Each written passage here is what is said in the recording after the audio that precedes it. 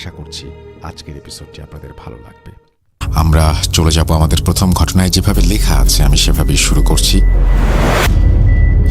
আসসালামু আলাইকুম রাসেল ভাই। ওয়ালাইকুম সালাম। তারপর তিনি লিখছেন, আশা করি ভালো আছেন, কারণ বরাবরের মতোই আপনি ভালোর দলে।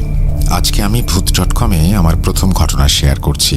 আশা করি ঘটনাটি সিলেক্টেড হবে, কারণ ঘটনাটি অনেক রোমহর্ষক এবং ভয়ানক। বেশি কথা না বাড়িয়ে মূল ঘটনায় চলে যাই।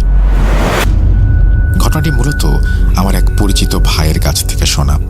এই ঘটনাটির স্থান হচ্ছে কুয়াকাটা। সেখানকার একটি ট্যুরিস্ট স্পট আছে মিস্ত্রিপাড়া কেন্দ্রিক স্থানে। সেখানকার পুরনো একজন মেম্বার আমার ভাইয়ের শ্বশুর, অর্থাৎ আমার তালুই হন। সঙ্গত কারণে তার নামটি আমি প্রকাশ করতে চাচ্ছি না। মূল ঘটনা হচ্ছে তার বাড়ির পাশে একটি ছোট্ট ডোবাকে নিয়ে। তার ওই ডোবা মূলত তার নলকূপ বা আমরা স্থানীয় ভাষায় চাপকল বলে থাকি, ওটার পানি দ্বারা সৃষ্ট। ডোবায় হাঁটু পরিমাণ পানি ছিল বা সর্বোচ্চ কোমর পরিমাণ পানি ছিল। সেই ডোবায় অনেক রকমের ছোট ছোট মাছ, যেমন উটকল মাছ, চ্যাং মাছ, টাকি মাছ এবং অন্যান্য পুঁটি মাছ সহ কিছু কিছু মাছ ছিল। তো আমাদের ওখানকার একজন তালুই মশাইয়ের অনুমতি নিয়ে সেই ডোবায় পানি সেচ করে পাম্পের সাহায্যে উঠিয়ে সেখান থেকে মাছ ধরার সিদ্ধান্ত নেয় এবং পরদিনই কাজটি করা হয়।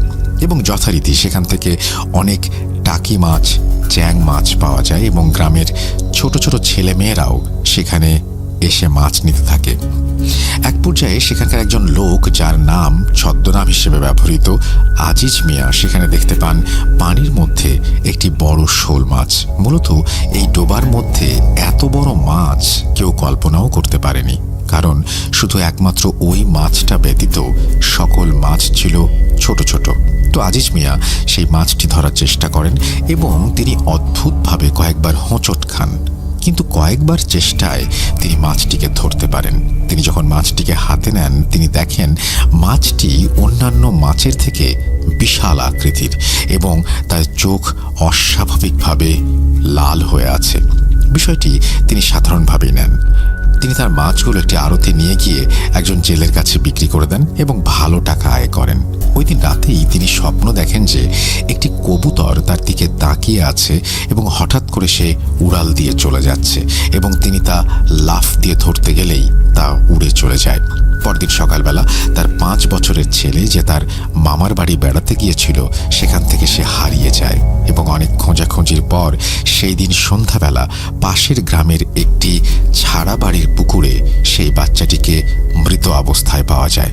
আজিজ মিয়া পরবর্তীতে তার ছেলে হারানোর শোকে পাগলের মতো হয়ে যান। মূল কাহিনী এখনো শুরুই হয়নি। আজিজ মিয়া মাছটি যার কাছে বিক্রি করেছিলেন, তিনি আবার তা ঢাকার কারওয়ান বাজারে তার পরিচিত এক ব্যবসায়ীর কাছে পিকআপে করে পাঠিয়ে দেন এবং মাছটি ওই লোক ছদ্মনাম হিসেবে ব্যবহৃত রফিকুল ইসলাম পরদিন হাতে পান এবং বাজারে বিক্রি করার উদ্দেশ্যে নিয়ে যান। রফিকুল সাহেব যখন মাছগুলো বিক্রি করতে নিয়ে যান, তখনই দেখেন যে মাছগুলোর মধ্যে একটি অস্বাভাবিকভাবে তার দিকে তাকিয়ে আছে এবং তার চোখ লাল হয়েছে, যেমন তাকে খেয়ে ফেলবে। এবং তিনি মাছগুলো খুবই ভালো দামে একজন ভদ্রলোকের কাছে বিক্রি করেন। ভদ্রলোক মাছগুলো নিয়ে তার বাসায় চলে যান। ভদ্রলোকের ছদ্মনাম ব্যবহার করছি ওমর ফারুক নামে। তিনি মাছগুলো বাসায় নিয়ে আসলে তার কাজের বুয়াকে দেন এবং বলেন ভালো করে কেটে পরিষ্কার করে তার স্ত্রীকে দিতে। ওমর সাহেব শোল মাছ দিয়ে ফুলকপি খেতে খুব ভালোবাসতেন। কাজের বুয়া যখন মাছগুলো কাটতে যাবে, তখন দেখে একটি মাছ খুব বেশি ছটফট করছে। এমনকি মাছটিকে কাটতে গিয়ে কাজের বুয়া আহতও হন। মাছটির মাথা থেকে দেহ আলাদা করার পরও যেন মাছটি মরছে না। অতঃপর বেশ কিছুক্ষণ পর মাছটি মারা গেলে তা ভালোভাবে কেটে পরিষ্কার করে কাজের বুয়া ওমর ফারুক সাহেবের স্ত্রীর কাছে নেন। ওমর ফারুক সাহেবের স্ত্রী মাছগুলো খুব সুন্দর করে রান্না করেন। দুপুরে ওমর সাহেব খেতে আসছিলেন। তিনি বলেন, কই গো, আমার সকালে বাজার থেকে আনা তাজা শোল মাছগুলো কোথায়? তাড়াতাড়ি দাও, ক্ষুধায় পেটের ইঁদুরগুলো ছটফট করছে। পরে ওমর ফারুক সাহেবের স্ত্রী মাছগুলো তাকে দিলে খুব স্বাদ করে, খুব তৃপ্তি নিয়ে তিনি তা খান। সেদিন রাতেই ফারুক সাহেবের স্ত্রীর চিৎকার শুনে ফারুক সাহেবের ঘুম ভেঙে যায় এবং তিনি দেখেন যে তার স্ত্রী খাট থেকে পড়ে ফ্লোরে কেমন গোঙাচ্ছেন। ফারুক সাহেব সাথে সাথে তার স্ত্রীকে ধরে জোরে জোরে আয়াতুল কুরসি পড়তে থাকেন। কিছুক্ষণের মধ্যেই তার স্ত্রী স্বাভাবিক হয়ে ওঠেন এবং বলেন, আমাকে বাঁচাও, ওরা আমাকে মেরে ফেলতে চায়। ও বলেছে যে যে তার সাথে এই অন্যায় করেছে সে প্রত্যেকের প্রতিশোধ নেবে। ও আমাকেও রাখবে না, কাউকেই ছাড়বে না। বলে রাখা ভালো, ওমর ফারুক সাহেব মূলত মাদ্রাসা লাইনের শিক্ষার্থী ছিলেন এবং তিনি কুরআনের হাফেজও ছিলেন। তিনি অনেক কিছুই জানতেন এই সমস্ত বিষয়ে, কিন্তু জিন বিষয়ক কোনো কাজ এখন পর্যন্ত তিনি করেননি। তারা ওই রাতটা কোনো মতে পার করেন ভয়ে ভয়ে। পরদিন ওমর ফারুক সাহেব তার পরিচিত একজন আলেমের সাথে কথা বলেন এবং তিনি জানান তিনি আসরের নামাজের পর তাদের বাসায় আসবেন। আলেম সাহেব যথারীতি আসরের নামাজের পরেই বাসায় চলে আসেন এবং ওমর সাহেব সবকিছু গুছিয়ে বলেন এবং আলেম সাহেব বলে ওঠেন, বুঝতে পেরেছি, এটা নিশ্চয়ই কোনো শয়তানের কাজ। তার উদ্দেশ্য হয়তো খুব খারাপ ছিল, তাই বড় কিছু ঘটার আগেই একটা পদক্ষেপ নিতেই হবে। এই বলে আলেম সাহেব ওমর ফারুক সাহেবকে কিছু আমল শিখিয়ে দিয়ে যান এবং পানি পড়া দিয়ে যান এবং বলেন তারা যাতে সাবধানে থাকে আর এই আমলগুলো সঠিকভাবে পালন করতে থাকে। পরদিন তিনি আবার আসবেন এবং এই বিষয়ে কিছু একটা করবেন। আলেম সাহেব চলে যাওয়ার কিছুক্ষণ পরেই মাগরিবের আজান দেয়। ওই দিন ওমর ফারুক সাহেবের স্ত্রী আবার বৃহস্পতিবারের নফল রোজা রেখেছিলেন, তাই তিনি তার ইফতার করতে যান। ইফতারিতে তিনি শুধু এক গ্লাস পানি খান এবং দুটি খেজুর খান। তিনি খুব অসুস্থ বোধ করছিলেন। ওমর সাহেব এবং তার স্ত্রী যথাযথভাবেই তাদের নামাজ আদায় করেন এবং আলেম সাহেবের দেখিয়ে দেওয়া আমলগুলো পালন করেন। ওই দিন রাতে তাদের সাথে বেশি কিছু হয়নি, কিন্তু ওমর ফারুক সাহেব লক্ষ্য করেছিলেন তার বিছানার আশেপাশে কোনো কালো ছায়া এপাশ থেকে ওপাশ ঘোরাঘুরি করছে। পরদিন ছিল শুক্রবার। ওমর ফারুক সাহেব জুম্মার নামাজ আদায় করে বাসায় আসেন এবং তার স্ত্রীকে দেখেন চুপ করে বসে থাকতে। তিনি তাকে ডাক দিলেও তিনি তার কোনো জবাব দেন না এবং চুপ করে বসেই থাকেন। তখন ওমর ফারুক সাহেব বিষয়টি বুঝতে পেরে সাথে সাথে আলেম সাহেবকে ফোন করেন এবং বিষয়টি তাকে খুলে বলেন। আলেম সাহেব বলেন, ফারুক ভাই, আপনার এবং আপনার পরিবার চরম ঝুঁকির মধ্যে আছে। আমি এসে আপনাকে সব জানাচ্ছি, আপনি একটু ধৈর্য ধরুন। এই কথা বলে আলেম সাহেব কলটি কেটে দেন। বিকেলবেলা আলেম সাহেব বাসায় আসলে বাসার মধ্যে মনে হচ্ছিল ঝড় বা বন্যা বয়ে যাচ্ছে। কিছুক্ষণ আগে আবহাওয়া স্বাভাবিক থাকলেও আলেম সাহেবের প্রবেশের মাঝেই যেন ঝড় বৃষ্টির সৃষ্টি হয়ে যায়। আলেম সাহেব ওমর ফারুক সাহেবকে বলেন, ফারুক ভাই, আপনি দিন কয়েক আগে বাজার থেকে কিছু শোল মাছ এবং টাকি মাছ কিনে এনেছিলেন। উত্তরে ওমর ফারুক সাহেব বলেন, হ্যাঁ, এই দুদিন আগেই। আলেম সাহেব বলেন, আপনার কিনে আনা মাছগুলোর মধ্যে একটি জিন ছিল। তার বয়স ছিল 900 বছরের ওপরে। সে কুয়াকাটার মিস্ত্রি পাড়ার বৌদ্ধ সম্প্রদায়ের একজন জিন ছিল। বহুকাল আগে তাদের রীতি অনুযায়ী তারা 300 বছরের জন্য যে কোনো একটি প্রাণী সেজে লোকালয়ে বসবাস করতে শুরু করে। তাদের মধ্যে এই জিনটি শোল মাছ, সে বিভিন্ন পুকুরে, ডোবায়, খালে বসবাস করে। তাকে ধরে আনার জন্য একজন ব্যক্তির ছোট্ট 5 বছরের ছেলেকেও নাকি সে হত্যা করেছে বলে সে জানায়। সে নাকি প্রথমে ওই লোককে ইঙ্গিত দিয়েছিল তাকে না ধরতে, কিন্তু সেই লোক না বুঝতে পেরে তাকে ধরে ফেলেছে এবং জিনটি তাকে শাস্তি দিয়েছে। আবার তিনি যার কাছে মাছগুলো হস্তান্তর করেছিলেন, এক জেলের কাছে, সেই জেলেরও একটি দুর্ঘটনার মাধ্যমে প্রাণ দিতে হয়েছে এবং বাজারে আনা সেই ব্যবসায়ীরও বড় ক্ষতি করে সে জানায়। সে নাকি এটাও জানিয়েছে এখন নাকি আপনার পালা। সে এবার আপনাকে কঠিন থেকে কঠিনতর শাস্তি দিতে চায়। বর্তমানে সে চায় আপনাকে প্রাণে মারতে এবং স্ত্রীর প্রাণ নিয়ে যেতে। এই কথাগুলো নাকি আলেম সাহেব তার বন্ধু এক জিনের কাছ থেকে জানতে পারেন। এসব কিছু শুনে ওমর ফারুক সাহেব এক প্রকার ভয়ের মধ্যে পড়ে যান এবং বলেন, ভাই, দেখেন না একটা সমাধান করা যায় কিনা। আরেকটা কথা, ওমর ফারুক সাহেবের স্ত্রী ছিলেন সন্তান সম্ভবা। তিনি তখন আলেম সাহেবকে বলেন, যে করে হোক আল্লাহর ওয়াস্তে আপনি আমাদের সাহায্য করুন। তখন আলেম সাহেব ওমর ফারুক সাহেবকে একজন হুজুরের কথা বলেন, যিনি ঢাকার কোনো এক জায়গায় জিন সম্পর্কিত রোগীদের চিকিৎসা দিয়ে থাকেন। সঙ্গত কারণে তার নামটিও বলছি না, কারণ তিনি বর্তমানে অনেক পপুলার একজন হুজুর। তার কাছে নিয়ে যাওয়ার পর তিনি ওই জিনকে কয়েকবার সতর্ক করেন এবং বলেন চলে যা, কিন্তু সে কথায় নারাজ এবং তাকে ভেঙাতে থাকে।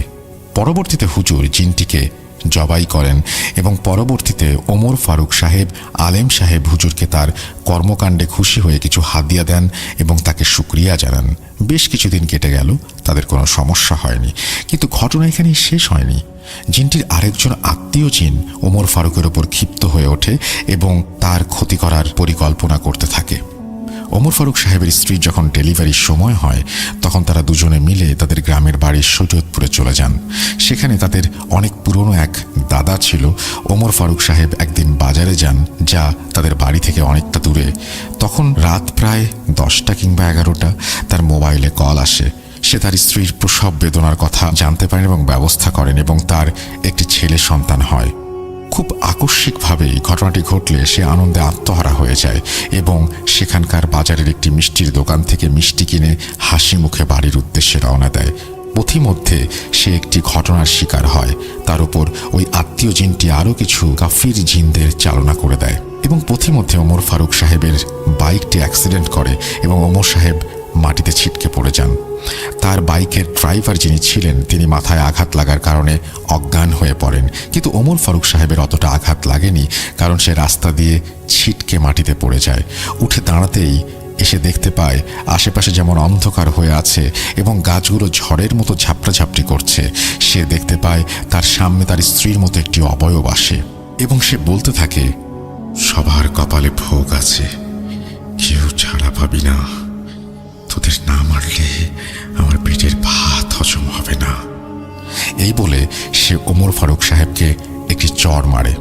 চোখ খুলতে ওমর ফারুক সাহেব দেখতে পান তিনি তার দাদু বাড়িতে এবং তার চারপাশে আত্মীয় স্বজন এবং স্ত্রীর কোলে তার ফুটফুটে সেই বাচ্চাটি। ওমর ফারুক সাহেব কিছু বলতে গেলেই তার বৃদ্ধ দাদি তাকে বলেন, তুই শুয়ে থাক বাবা, হুজুর বলেছেন তোকে আরাম করতে, ঘরের বাইরে না যেতে। মূলত সেখানকার একজন মসজিদের ইমাম তার চিকিৎসার জন্য সেদিন রাতেই তার বাসায় আসেন এবং ওমর ফারুক সাহেবের এই অবস্থা দেখে তাকে একটি তাবিজ দিয়ে যান এবং কিছু দোয়া কালাম আর আমল দিয়ে যান। কিন্তু ওমর সাহেবের যে দুর্বলতা তা কিছুতেই কমছে না। সে শুধু মুখ নাড়িয়ে কিছু কথা বলতে পারছে, তাছাড়া তার কোনো শক্তি সে উপলব্ধি করতে পারছে না। সে দুঃখ কষ্ট নিয়ে তার দাদিকে বলে, আর সহ্য হয় না, আমার বাচ্চাটা একটু কোলে নিব, একটু দেখবো চেহারাটা, তাও পারছি না। আল্লাহ খোদা আমাকে রহম করো। তার দাদি বলে ওঠেন, দুঃখ পাস না দাদু, আমরা তো চিকিৎসার ব্যবস্থা করছি, তুই তাড়াতাড়ি সুস্থ হয়ে যাবি আর সব ঠিক হয়ে যাবে, আল্লাহর উপর ভরসা রাখ। সেদিন রাতেই ওমর সাহেব ঘুমের মধ্যে দেখতে পান একটি বাচ্চা ছেলে, তার বয়স 4 থেকে 5 বছর হবে। সেই বাচ্চাটি তাকে ঘুমের মধ্যে বলছে, আব্বু আমার সাথে আসো, এই দিকে চলো, আমরা ওখানে যাব। ওমর ফারুক সাহেব ঘুমের মধ্যেই চলতে শুরু করেন এবং তিনি স্বপ্নের মধ্যে দেখছিলেন বাচ্চাটি তাকে ডাকছে এবং সে ঘুমের ঘোরের মধ্যেই বাচ্চাটির পেছন পেছন হাঁটতে হাঁটতে তাদের পুরনো এক পুকুরের পাড়ে এসে দাঁড়ান এবং সেখানে হঠাৎ তার ঘুম ভেঙে যায় এবং তিনি দেখতে পান যে তিনি বাসায় নেই, তিনি অন্য একটা স্থানে এসে পড়েছেন। পরবর্তীতে তিনি কিছু ভেবে ওঠার আগেই তার কানে শব্দ আসতে থাকে, তোর দিন শেষ, তোকে এখন পরলোক গমন করতে হবে, তোকে এমনভাবে মারব আমার বুবুকে যেভাবে মেরেছিলি তার থেকেও নির্মমভাবে তোকে মরতে হবে। এই বলে হঠাৎ করে তার পেছন থেকে একটি হাত এসে তাকে ধাক্কা দেয় এবং তিনি পানিতে পড়ে যান।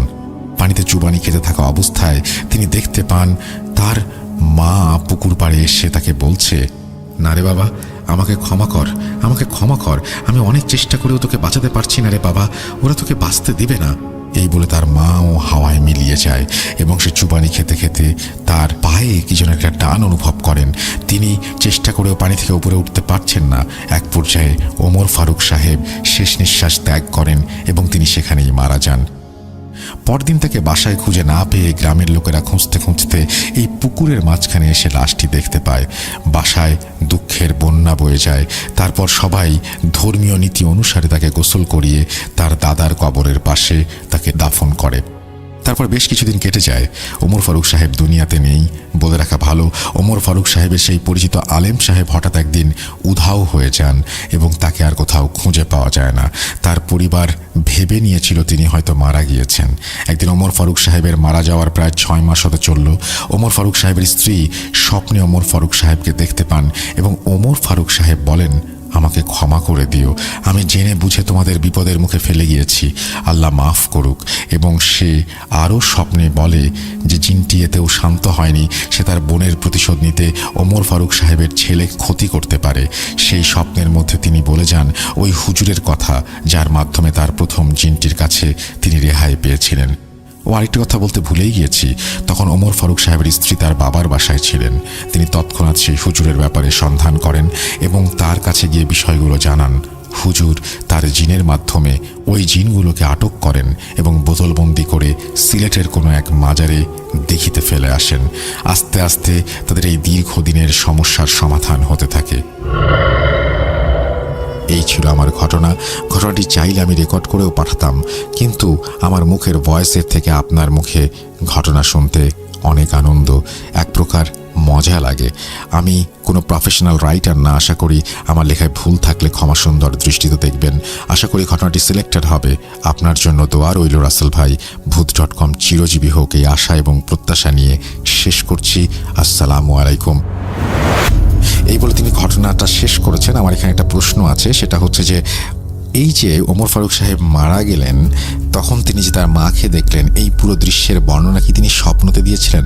আমার মনে হয় এটা জানার একমাত্র উপায়, স্বপ্নে যেহেতু তিনি এসে তার স্ত্রীকে অনেক বিষয়ে বলেছেন, এই বিষয়টি হয়তো তিনি স্বপ্নতেই জানিয়েছিলেন। না হলে একজন মৃত মানুষ কিভাবে শেষ মুহূর্তে মারা গিয়েছিলেন, তার পা আটকে গিয়েছিল, এগুলো কিন্তু জানা সম্ভব না। প্রবাবলি এটা স্বপ্নে বলেছিলেন। এবং যেমন ঠিক আগে একটা জিনিস আমি খুব কনফিউশনে ছিলাম যে এই গ্রামের ঘটনা, মাছ যিনি বিক্রি করলেন, যিনি আড়তদার, এই সবার ঘটনা কে বর্ণনা করেছিল? ওমর ফারুক সাহেবকে। সেখানে আপনি পরিষ্কারভাবে বলে দিয়েছেন হুজুর তার জিনের মাধ্যমে এই ঘটনাগুলো জেনেছিল। আর এইখানেও আমার মনে হয় তার স্ত্রী হয়তো স্বপ্নের মাধ্যমে এই ঘটনাগুলো জেনেছিল, তাছাড়া কোনো উপায় নেই। তো আপনি যদি এটা ক্লিয়ার করতে চান আমাদের কমেন্ট সেকশনে এসে লিখতে পারেন, কারণ অনেকের মনেই এই প্রশ্নটা আসবে আমি জানি। সো ডেফিনেটলি আমি চাইবো যে আপনি এই ব্যাপারটাকে একটু ক্লিয়ার করবেন। আমরা চলে যাব আমাদের পরবর্তী ঘটনায়। আশা করছি আমাদের ঘটনা আপনাদের ভালো লাগছে। যদি ভালো লাগে অবশ্যই আমাদের জানাবেন, যদি ভালো না লাগে সেটাও আমাদের জানাবেন। আমরা পরের ঘটনায় যাচ্ছি। ভূত.com 228তম এপিসোড। আমি রাসেল আছি আপনাদের সাথে।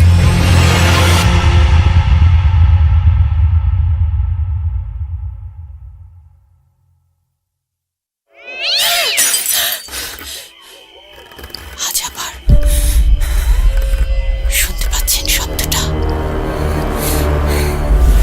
ভয়ের আরেক নাম ভূত.com with Russell। Welcome back. আপনাদের সবাইকে আরও একবার স্বাগত জানাচ্ছি। আমি রাসেল এবং আশা করছি আপনারা সবাই ভালো আছেন, ভালোর দলে আছেন। আমরা চলে যাব আমাদের পরবর্তী ঘটনায়। এই ঘটনাটিও আমাদের একজন লিসেনার পাঠিয়েছেন এবং তিনি এর আগেও ঘটনা পাঠিয়েছেন। আজকে আরও একটি ঘটনা নিয়ে আমরা হাজির হলাম, তার লেখা, এবং শোনাচ্ছি আপনাকে যেভাবে লিখেছেন সেভাবেই। আসসালামু আলাইকুম রাসেল ভাই, আশা করি ভালো আছেন। আমি আমার নাম, ঠিকানা এবং যাবতীয় স্থানের নাম গোপন করার শর্ত চাইব। আমার ঘটনাটি সিলেক্টেড হলে আপনি পড়ে শোনাবেন। এটা আমার তৃতীয় ঘটনা। আগেও দুটো ঘটনা পাঠিয়েছি, এখনও জানি না সিলেক্টেড হয়েছে কিনা, কিন্তু যখন থেকে ভেবেছি আমার ঘটনাগুলো আমি শেয়ার করব, তারপর থেকে কেন জানি না নিজেকে ঘটনাগুলো লেখা থেকে কোনোভাবে বিরত রাখতে পারিনি। তাই র্যান্ডামলি লিখে যাচ্ছি আর পাঠিয়ে দিচ্ছি। আমি আমার দ্বিতীয় ঘটনায় আমার মামার বাড়ির একটা ঘটনা শেয়ার করেছিলাম এবং সেখানে আমার মামা বাড়ির সম্পর্কে বর্ণনা দিয়েছিলাম। এখানে আমি আবার ছোট্ট করে সেই বর্ণনা দেব, কারণ আজকে আমি আবার আরও একটি ঘটনা শেয়ার করব যা আমার নানা বাড়িতে ঘটেছিল। শহরের শেষ প্রান্তে একটি নদী রয়েছে যা পার হলেই একটা মেইন রোড, যেটা গিয়ে মিশেছে ঢাকাগামী এক হাইওয়ের সাথে। সেই মেইন রোড থেকে একটা ইটের রাস্তা নেমে সোজা চলে গেছে। ওটাই আমার মামা বাড়ি বা নানা বাড়ি, যাই বলি না কেন, সেই গ্রামের রাস্তা। ওই সোজা রাস্তা ধরে প্রায় 15 মিনিট হাঁটলে আমার মামা বাড়ি। আমার মামা বাড়ির ডান দিকে ও বাম দিকে চলে গেছে আরো দুটো শাখা পথ। মামা বাড়ির পাশে আছে একটা কবরস্থান, ওটা আমার মামাদের বংশীয় গোরস্থান, যা কিনা কালের বিবর্তনে এখন পরিত্যক্ত ও অব্যবহৃত হলেও এক সময় ওখানে কবর দেয়া হতো। আমার মামা বাড়ির সাথে কবরখানাটির সংযোগ শুধু একটা কাঁটাতারের বেড়া ছাড়া আর কিছুই নয়। মামাবাড়ির গ্রামটি আর 5টা অজপাড়াগা গ্রামের মতোই বাঁশঝাড় বা জঙ্গলে ঘেরা নয়। মানে আমরা দেখিনি, তবে আগে ওখানে বন জঙ্গল, বাঁশঝাড়, কাঁচামাটির রাস্তা এইসব ছিল, যেমনটা গ্রামে হয়ে থাকে আর কি। আজকের ঘটনাটি আমি শুনেছি আমার মায়ের মুখে। ওখানে ওই কবরখানাটি আজকে গল্পের মূল ভূমিকায় থাকবে। আমাদের মামার বাড়ির গ্রামে সকলেরই জানা ছিল যে একটা কোনো খারাপ কিছু আছে, যাকে সাধারণত পিশাচ বলা হয়, অনেকে সহজে পেতনিও বলে থাকে। এরকম কিছু একটার বিচরণ ছিল। মামা বাড়ি থেকে খানিকটা দূরে ছিল একটা হেলেঞ্চা গাছ, যেটাকে মূলত ওই পিশাচের আবাস স্থল বলে সকলে ধারণা করত। কিন্তু সে পিশাচ কখনো কবরস্থানে, কখনো গাছে, কখনো গ্রামের যে কোনো খানে, যে কারো উপরেই আক্রমণ করত, ভয় দেখাতো। গ্রামের মানুষ যখন তখন যে কোনো কিছু দেখত, যা স্বাভাবিক কিছু ছিল না। আজকের ঘটনা আমার ছোট খালামণি ও তার বান্ধবীর সাথে ঘটে যাওয়া। আমার খালামণির নাম কলি, এটা ছদ্মনাম। তার বয়স তখন বড়জোর 10 কি 11 বছর। তার বান্ধবীর নাম রূপা, ছদ্মনাম। আমার খালাও তার বান্ধবী সমবয়সী ছিল। গ্রামের ছেলেমেয়েরা সাধারণত নানা রকম খেলায় পারদর্শী হয়ে থাকে। বিকেলবেলা বড়িচ্চু, গোল্লাছুট, কানামাছি, বরফ পানি, সন্ধ্যা হলেই পলাপলি, আরও না জানি কত খেলা। আজকের ঘটনাও এরকম এক খেলা থেকেই শুরু। বর্ণনার সুবিধার জন্য এবার ঘটনাটি আমি আমার আম্মুর বক্তব্য হিসেবে লিখছি।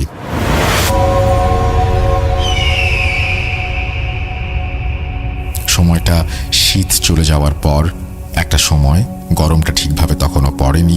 বিকেলবেলা আসর ও মাগরিবের মধ্যবর্তী সময়।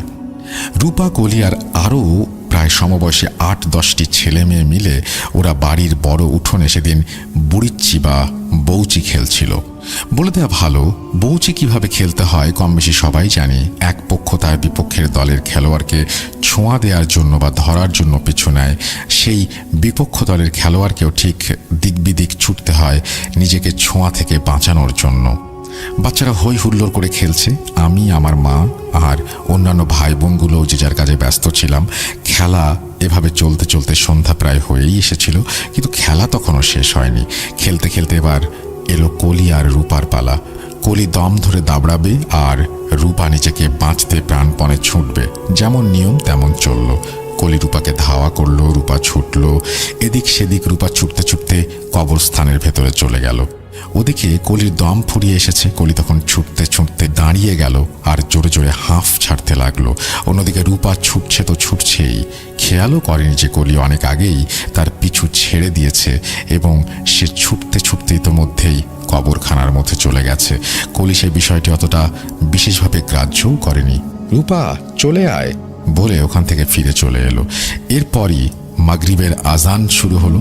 খেলায় ভঙ্গ দিয়ে সব ছেলেমেয়েরা যে যার বাড়ির পথে চলে গেল, অথচ রূপা কিন্তু ফেরেনি। এমনকি কেউ তা খেয়ালও করেনি। রূপার সাথে এরকম ঘটনা যখন ঘটছে তখন মাগরিবের পর বেশ কিছু সময় পার হয়ে গেছে। ওদিকে খেলা শেষ করে সব ছেলেমেয়েরা যে যার বাড়ি চলে গেলেও রূপাকে বাড়িতে না পেয়ে তার বাড়ির লোকরা সবখানে খুঁজতে থাকে। অথচ তাদের কল্পনাতেও নেই যে রূপা ওই ভয়ঙ্কর কবরখানায় আটকা পড়ে যেতে পারে। এদিকে কলিকে জিজ্ঞেস করা হলে সে জানায় রূপা তো তার সাথেই ছুটছিল, তাকে তো সে ডেকে চলে এসেছিল, কিন্তু তারপর রূপা কোথায় গেছে তা সে জানে না। এই খোঁজাখুঁজির মধ্যেই সবাই রূপার কষ্টে ভরা চিৎকার শুনে কবরস্থানের দিকে ছুটে যায়। সকলের হাতেই টর্চ লাইট। বন ঝাড় ভাঙা কবর সবখানেই লাইট দিয়ে খুঁজতে খুঁজতে রূপাকে বাঁশঝাড়ের কাছাকাছি পাওয়া গেল এবং অজ্ঞান হয়ে পড়ে থাকা রূপাকে সবাই কোলে তুলে বাড়িতে ফিরে এলো। এদিকে বলে রাখা ভালো, রূপাদের বাসা আমার মামা বাড়ি থেকে কয়েক ঘর পরেই ছিল। তাই যখন রূপাকে উদ্ধার করা হয় তখন আমার নানি, মা, কলি সবাই তাদের বাড়ি ছুটে চলে যায়। রূপাকে জ্ঞান ফেরানোর পর জিজ্ঞেস করা হলো নানা প্রশ্ন, কিন্তু তখনও রূপা স্বাভাবিক অবস্থায় ছিল না। সে থরথর করে কাঁপছিল আর কথা জড়িয়ে যাচ্ছিল। সবাই অনুমান করে নেয় যে রূপা কিছু একটা দেখে ভয় পেয়েছে। সঙ্গে সঙ্গে তখন হুজুরকে আনা হয়।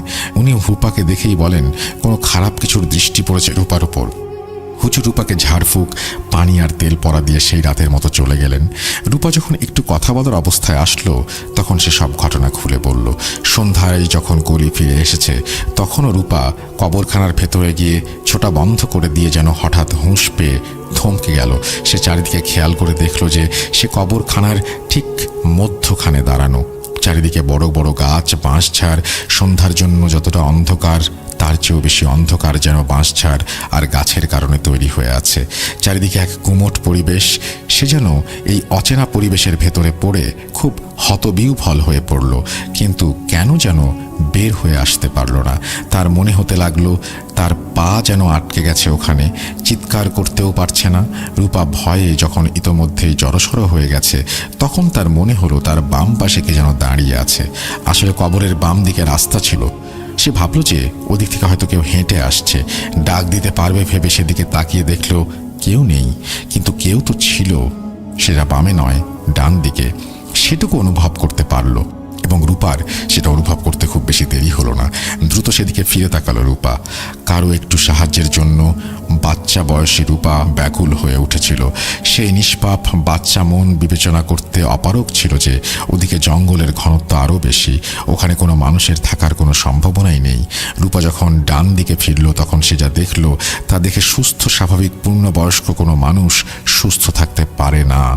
রূপা যখন দেখল সাদা শাড়ি পরা এক মহিলা যার উচ্চতা ছিল বাঁশের সমান, তার মাথায় ঘোমটা পরা, বাঁশঝাড়ের পাশেই দাঁড়িয়ে আছে, কিন্তু তার এক পা কবরের ভেতর, অন্য পা বাঁশঝাড়ের মাথায়। সে রূপার দিকে তাকিয়ে হাসছে এবং কি বিশ্রী তার চেহারা।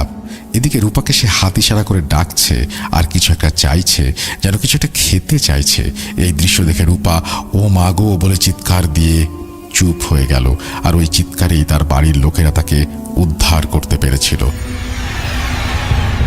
আম্মুর বর্ণনা এখানে শেষ হয়নি। সবকিছু শুনে আমাদের কারোরই বুঝতে বাকি রইল না যে কাকে সে দেখেছে। মা এবার বললেন আজকের ওই ঘটনার সূত্রপাত কিভাবে হয়েছিল সেই ঘটনা মায়ের কথায় তুলে ধরছি। আমাদের গ্রামে এক মেয়ে ছিল, নাম আসিয়া, ছদ্মনাম। এক আধপাগলি মা বাবার মা বাপ মরা মেয়ে। মামার ঘরে বড় হওয়া 18-19 বছরের মেয়েটি তার মামির অনেক অত্যাচার সহ্য করে বেড়ে উঠছিল। সে জন্ম থেকে একটু আলাভোলা টাইপের ছিল।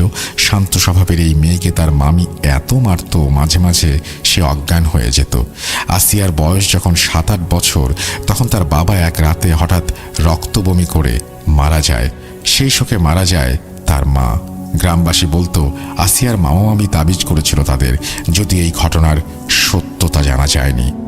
আস্তে আস্তে আসিয়া যখন বড় হয়ে ওঠে তখন তার স্বভাবে পরিবর্তন দেখা যায়। শান্ত মেয়েটি হঠাৎ উশৃঙ্খল হয়ে ওঠে। অনেকে তাকে গোপনে ধূমপান করতে দেখত, অনেক সময় তাকে ভাঙা কবরের মধ্যে বসে থাকতে দেখত, বড় গাছের দিকে এক মনে তাকিয়ে থাকতে দেখা যেত। কেউ শাসন করলে গালি দিত। তার এরকম স্বভাবের পরিবর্তনের জন্য অনেকে বলতো যে আসিয়াকে হয়তো কোনো বদ জিন আসর করেছে। আবার অনেকে বলতো যে মামিও তাবিজ করে থাকতে পারে। আসিয়ার এসব অস্বাভাবিকতার জন্য তার মামা তাকে ঘাট থেকে নামাতে ব্যস্ত হয়ে গেল। তাকে বিয়ে দেওয়ার জন্য নানা জায়গায় পাত্র খুঁজতে লাগলো। ওরকম আধপাগলি মেয়েকে কে আর বিয়ে করবে? তাই তাকে এক বয়স্ক 60 ছুঁই ছুঁই লোকের সাথে বিয়ে দেয়া হলো। আসিয়া বিয়ে করতে রাজি ছিল না, কিন্তু এক প্রকার জোর করেই তার বিয়ে হয়েছিল। বিয়েটা তার একই গ্রামে হয়েছিল, কিন্তু আসিয়া পরবর্তীতে স্বভাবের কারণে তার ভেতর জেদ বেড়ে যাওয়ার কারণে বিয়ের রাতে স্বামী ঘরে আসার আগেই এক কাণ্ড ঘটায়।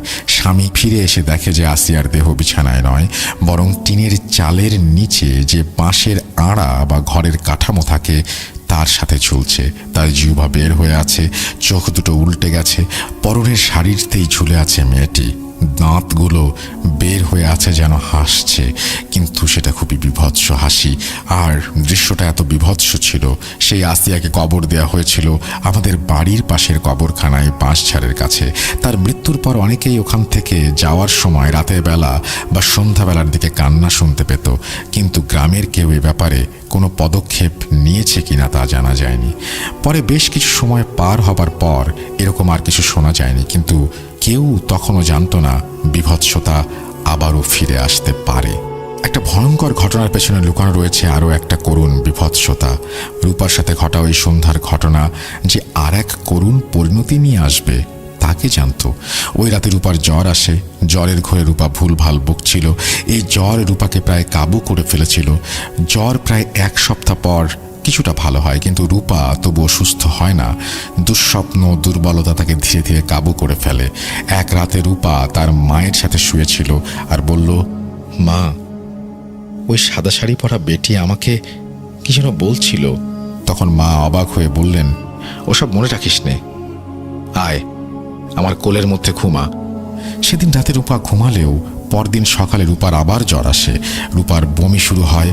কোনো ঝাড়ফুঁক, তাবিজ, তেল, কবিরাজ কোনো কিছুতে তার সুরাহা হয় না। তার পরদিন সকালে রূপা মারা যায়। পুরো গ্রামে শোক নয় বরং আতঙ্কের ছায়া নেমে আসে। তারপর থেকে গ্রামবাসী তাদের ছেলে মেয়েদের সাবধান করতে থাকে। মাগরিবের আগে ঘরে ফিরে আসতে বলে। কবরস্থানের দিকে যেতে করা নিষেধাজ্ঞা জারি করা হয়। এমনকি ভর দুপুর ঠিক সন্ধ্যা এরকম সময় চলাফেরা, পুকুরে একা যাওয়া বা রাতে একা বাথরুমে যাওয়া, এসব কাজেও সবাই সব বাচ্চাদের চোখে চোখে রাখত। অনেকে ধারণা করত যে ওই গ্রামে যে পিশাচ ছিল সেই হয়তো আসিয়াকে আসর করে থাকবে। ওই দিন কবরখানায় যা রূপা দেখেছিল তা হয়তো পিশাচ, যা কিনা আসিয়ার রূপে ফিরে এসেছিল। এই ছিল আমার ঘটনা রাসেল ভাই। ঘটনাটা অনেক বড় জানি, সবাইকে ধৈর্য নিয়ে পড়ে শোনানোর জন্য ধন্যবাদ। ভুল ত্রুটি হলে ক্ষমা সুন্দর দৃষ্টিতে দেখবেন। আসসালামু আলাইকুম, ভালো থাকবেন। আমার ঘটনাটি সিলেক্টেড হলে প্লিজ মেসেজ বা ইমেইলের মাধ্যমে জানাবেন। আমি অলরেডি জানিয়ে দিয়েছি আপনাকে যে আপনার ঘটনাটি সিলেক্টেড হয়েছে। I wish you all the best এবং আরও ঘটনা আপনার কাছে প্রত্যাশা করি। আপনি আরও ঘটনা পাঠান, সেই আশাবাদ ব্যক্ত করেই আমরা চলে যাব আমাদের পরবর্তী ঘটনায়। আশা করছি এই ঘটনাটিও আপনাদের আনন্দ দেবে।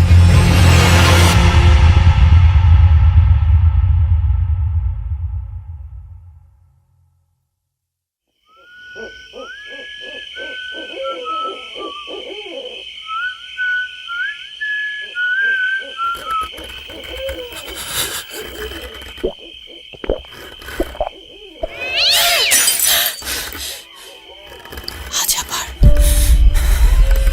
শুনতে পাচ্ছেন শব্দটা? আমার আয়নার ভেতরে রোজ এভাবেই আসে।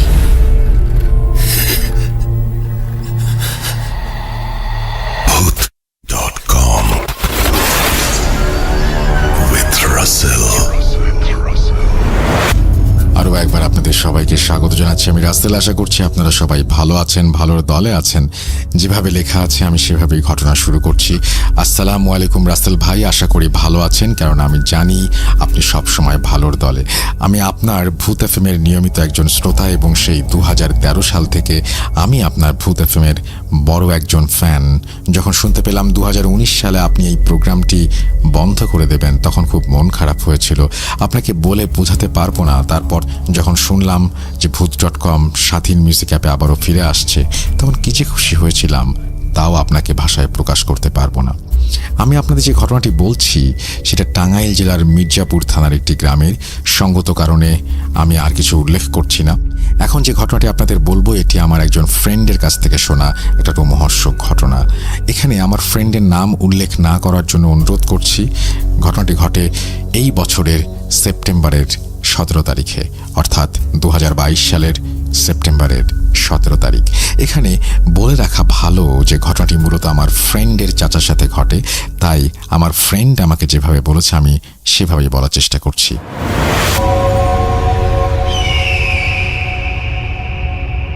আগে থেকে আমাদের বংশগত স্বভাবে মাছ ধরার একটা পরিচয় আছে।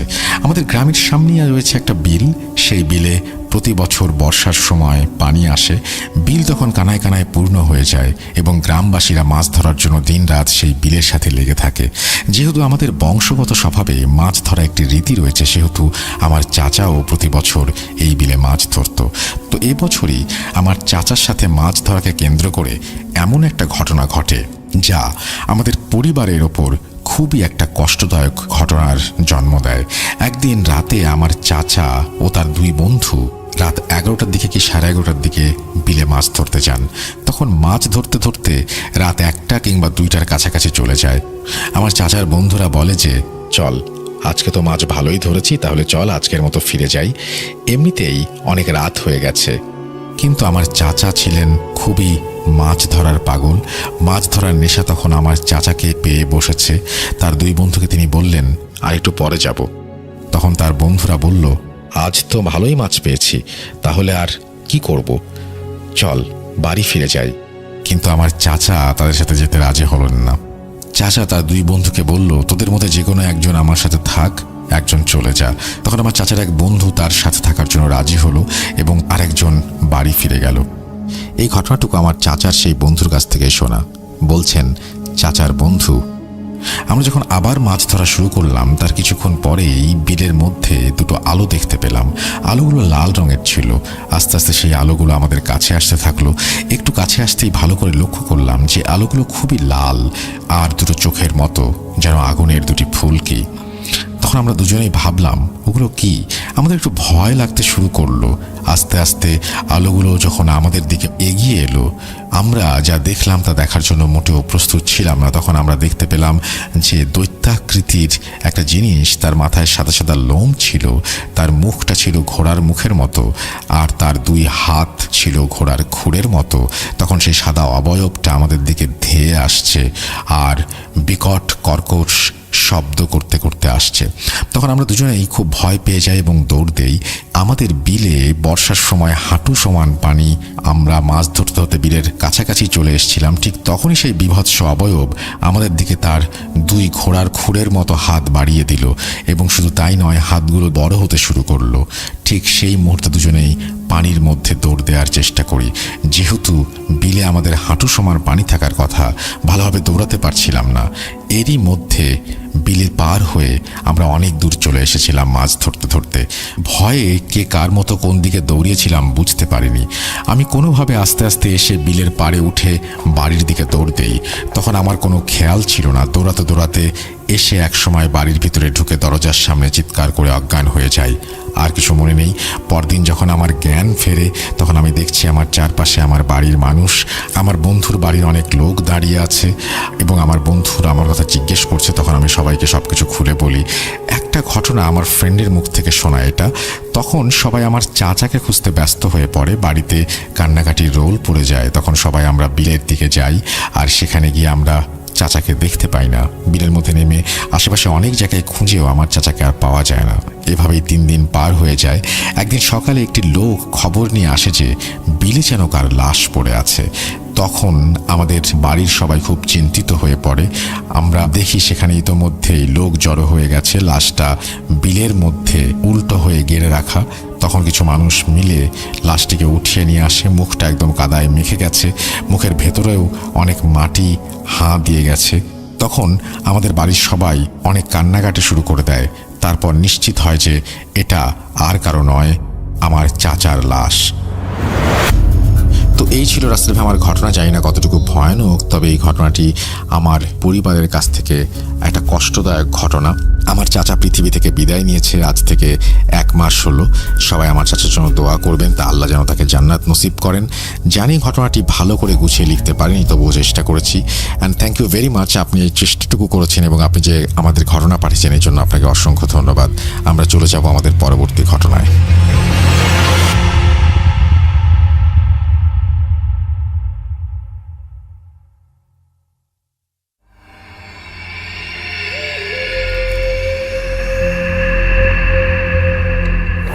Bhoot.com with Russell. Welcome back. আপনাদের সবাইকে স্বাগত জানাচ্ছি। আমি রাসেল। আশা করছি সবাই ভালো আছেন, ভালোর দলে আছেন। যেভাবে লেখা আছে আমি সেভাবেই শুরু করছি। আসসালামু আলাইকুম প্রিয় লিসেনার্স, রাসেল ভাইয়া। আশা করি ভালো আছেন এবং ভালোর দলে আছেন। বলছি নীলফামারী জেলার খুব সুন্দর একটি উপজেলা সৈয়দপুর থেকে, দ্য সিটি অফ নাইটও বলা হয় যাকে। সঙ্গত কারণে নিজের নাম প্রকাশ করতে পারছি না এবং সৈয়দপুর থেকে ঢাকা অনেক দূরে হওয়ায় স্টুডিওতে উপস্থিত থাকা সম্ভব নয়। তাই আমি অনুরোধ করছি আমার স্টোরি পড়ে শোনানোর জন্য। 2018 থেকে আমি ভূত FM শুনি এবং বর্তমানে ভূত.com শুনছি প্রতিনিয়ত, এবং ইনশাল্লাহ ভবিষ্যতেও শুনবো। এটি আমার ভূত.com-এ পাঠানো প্রথম ঘটনা, তাই বানানে কোনো প্রকার ভুল ত্রুটি হলে ক্ষমা সুন্দর দৃষ্টিতে দেখবেন। গুছিয়ে লিখতে না পারার কারণে সবার কাছ থেকে ক্ষমা চেয়ে নিচ্ছি। আর বেশি কথা না বলে চলে যাই ঘটনায়। ঘটনাটি আমার এক কলিগের কাছ থেকে কালেক্ট করেছি এবং ঘটনাটি শেয়ার করার অনুমতি পাই একমাত্র শর্ত, যেটি হলো স্টোরিতে কারো নাম কিংবা জায়গার উল্লেখ করা যাবে না। চলে যাচ্ছি ঘটনায়। ঘটনাটি আমার কলিগের নানার সাথে ঘটে যাওয়া বর্তমানে ঘটেছে এমন একটি ছোট্ট ঘটনা। বলছি আমার কলিগের ভাষায়।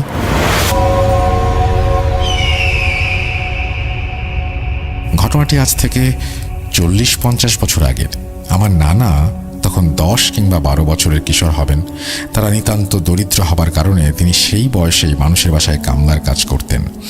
এক কথায় বাড়ির সব কাজই, যেমন গরু ছাগল দেখাশোনা করা, মাঠ থেকে ঘাস কেটে নিয়ে আসা ইত্যাদি, এবং তিনি যা মাইনে পেতেন তা দিয়েই সংসার চলত। তিনি তুলারাশির জাতক ছিলেন। ছোটবেলা থেকেই তাকে অদৃশ্য কেউ পছন্দ করত, মানে জিন জাতীয় কিছু। তিনি রোজকার মতো একদিন ঘাস কাটতে বেরিয়েছেন এক মস্ত ফসলি জমিতে। জমিটা এত বড় ছিল যে জমির মাঝ বরাবর থাকলে আশেপাশের গ্রামের গাছপালাও দেখা যেত না। সেদিন ভর দুপুরে তিনি ঘাস কাটছিলেন। হঠাৎ তিনি লক্ষ্য করলেন তার পাশে একজন বৃদ্ধা দাঁড়িয়ে আছে। খুব ফর্সা দেখতে, গায়ের চামড়াগুলো ঝুলে গিয়েছিল, এমন একটা অবস্থা। বৃদ্ধাটি বললেন, কিরে, টাকা নিবি? নানু যেহেতু অত্যন্ত গরিব, তাই তিনি তাড়াতাড়ি বললেন, হ্যাঁ লাগবে। তখনই নানু দেখল হঠাৎ অদৃশ্য থেকে একে একে 5টি স্বর্ণ মুদ্রা ভর্তি হয়ে একটা হাড়ি তার সামনে এসে পড়ল। নানু তখন কম বয়সী হওয়ায় সেটা প্যারানর্মাল কিছু আন্দাজ করতে পারেননি। হঠাৎ বৃদ্ধা বলল, এগুলো কিসে নিবি? তখন নানু তার কোমরে থাকা গামছাটি খুলে বিছিয়ে দিল। এগুলোতে দিন, আমি এগুলো গামছায় বেঁধে বাড়ি নিয়ে যাব। তখনই হঠাৎ বৃদ্ধটি রেগে আচমকা একটা থাপ্পড় বসিয়ে দিল আমার নানুর গালে। থাপ্পড়টা এত জোরে ছিল যে নানু সেখানেই অজ্ঞান হয়ে মাটিতে লুটিয়ে পড়েন এবং মুখ থেকে ফেনা বের হতে থাকে। তখন কররোদে কেউ দুপুরে জমিতে কাজ করতে যেত না, তাই বিকেলে কয়েকজন জমিতে কাজ করতে গেলে নানাকে এই অবস্থায় পড়ে থাকতে দেখে এবং নানাকে চিনত। তাই তৎক্ষণাৎ আমার নানা যার কাছে কাজ করতেন তার বাসায় নিয়ে যান। সন্ধ্যার পর নানার জ্ঞান ফিরে আসলে নানি কি হয়েছে জিজ্ঞেস করলে নানা তাকে সমস্ত ঘটনা খুলে বলেন। ঘটনাটা এখানে শেষ হলে পারত না। তারপর থেকে সেই বৃদ্ধা নানার স্বপ্নে আসা শুরু করলেন। একদিন নানা রাতে খাবার খেয়ে ঘুমালে তিনি স্বপ্নে বৃদ্ধাকে দেখতে পান। বৃদ্ধাটি তাকে বলছে সে নানাকে কিছু সম্পদ দেবে, যার বিনিময়ে সে নানার কাছ থেকে কিছু একটা নিয়ে যাবে। এবং একদিন নানা রাতের খাবার খেয়ে ঘুমালে তিনি স্বপ্নে দেখেন সেই বৃদ্ধাকে। এই স্বপ্নে তাকে বলা হয় যে তিনি অনেক সম্পদ পাবেন এবং সম্পদের এক পাহারাদার বানাবেন তাকে। নানা সেই স্বপ্নতে জবাব দিয়ে দেন। তিনি বলেন যে না, এবং সেই বৃদ্ধা মাঝে মাঝে তার স্বপ্নতে আসতো এবং নানার সাথে কথা বলতো। দেখতে দেখতে দিন ছেড়ে বছর কেটে যায়। নানা বিয়ে করেন, সংসার করতে শুরু করেন। আমার নানি ছিলেন 5 ওয়াক্ত নামাজি এবং পরহেজগার ব্যক্তি। তিনি কখনো নামাজ মিস করতেন না। নানার বিষয়ে সেই বৃদ্ধা আমার নানির স্বপ্নেও আসতো এবং বারবার তোর স্ত্রীকে আমি নিয়ে যাব এবং আমার সম্পদের পাহারাদার বানাবো, এই সমস্ত কথা বলতো। নানিও স্বপ্নে তাকে না করে দিতেন এবং বলতেন তিনি যাতে তাকে নিয়ে না যান। এদিকে বৃদ্ধা নানানভাবে মাঝে মাঝে বিভিন্ন রূপ নিয়ে আসতো এবং আসার আগেই জানিয়ে দিত যে কাল আমি তোর বাসায় আসব একটা ছাগল কিংবা টিয়া পাখির রূপ নিয়ে। তাই নানার রুম আগে থেকে সুন্দর করে মুছে আগরবাতি জ্বালিয়ে রাখার জন্য বলে দিত এবং তাতে তাকে যেন কেউ বিরক্ত না করে সে বিষয়েও সাবধান করে দিত। এমনি একদিন সে নানাকে জানালো যে আগামীকাল তার বাসায় টিয়া পাখির রূপ ধরে আসবে এবং খাটের একটা কোনায় বসে থাকবে। তো সেদিন নানা আগে থেকেই সবাইকে জানিয়ে রেখেছিল যে তার রুমে কোনো প্রকার টিয়া পাখি দেখলে যাতে সেই পাখিকে কোনো বিরক্ত না করা হয়। যথারীতি সেই ঘরটি সম্পূর্ণ পরিষ্কার করে রাখা হয় এবং আগরবাতি জ্বালানো হয়।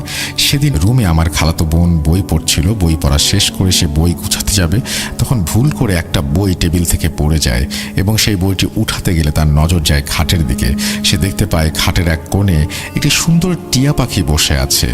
ব্যাস, দেখা মাত্র পাখিটি ধরতে খাটের নিচে ঢুকে পড়ে এবং পাখিটিও উড়ে পালাতে চায় এবং সেইখানে তৎক্ষণাৎ ধাওয়া করে। কিছু দূর পাখিটি উড়ে অদৃশ্য হয়ে যায়।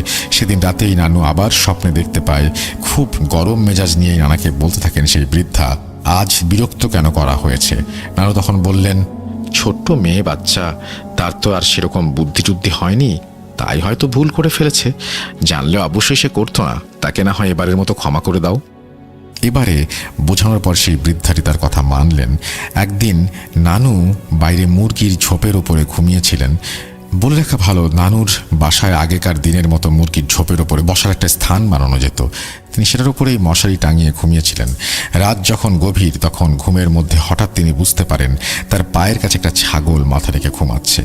তখন আমার মামাও ছাগল পালতেন। নানা রাতেই মামাকে জিজ্ঞেস করলেন তার ছাগল বাইরে বের হয়েছিল কিনা। মামা চেক করে বললেন যে তার ছাগল ঠিকঠাক জায়গাতেই আছে। নানা তখন চমকে গিয়ে ছাগলটিকে ধরতে গেলেন। দেখেন ছাগলটি মশারি চিরে উধাও। যেহেতু সেই বৃদ্ধ নানাকে না জানিয়ে এসেছিল, তাই সে নানাকে অনেক বকাঝকা করে। আর নানাকে এখনও তার কথা মতো চলতে হয়। যদি সে বলে চুল বড় রাখতে, তাহলে চুল বড় রাখতে হবে। যদি সে বলে চুল ছোট করতে হবে।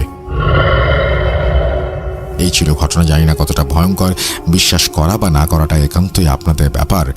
তবে 100% যে সত্য এই ঘটনাটি তা নির্দ্বিধায় বলতে পারি। ধন্যবাদ জানাচ্ছি রাসেল ভাইকে কষ্ট করে ঘটনাটি পড়ে শোনানোর জন্য। আপনাকেও অসংখ্য ধন্যবাদ, এবং আশা করছি আপনি যে লিখেছেন তারপরে যে আমার কাছে আব্বু আম্মুর অনেক ঘটনা রয়েছে, সময় পেলে সেগুলো পাঠাবো। আমি আপনার ঘটনার অপেক্ষায় থাকলাম। আশা করছি খুব দ্রুতই আপনার ঘটনা আপনি পাঠাবেন। আমরা চলে যাব আমাদের পরবর্তী ঘটনায়।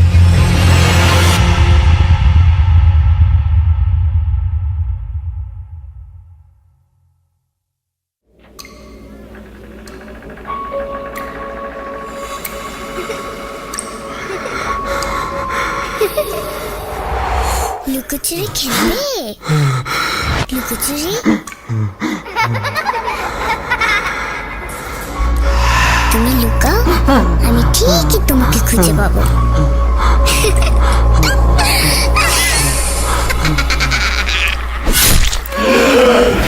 Bhoot.com with Russell. আরও একবার আপনাদের সবাইকে স্বাগত জানাচ্ছি। আমি রাসেল। 228তম এপিসোড শুনছেন, এবং আশা করছি প্রথম থেকে শেষ পর্যন্ত পুরোটা এনজয় করবেন আমাদের আজকের এপিসোড।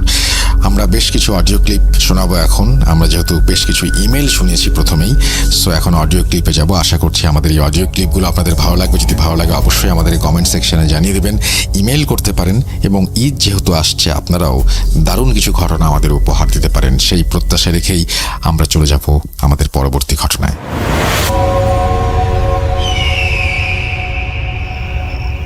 হ্যালো, আসসালামু আলাইকুম লিসেনার্স। আশা করি সবাই ভালো আছেন, অনেক অনেক ভালো। আমিও অনেক ভালো আছি।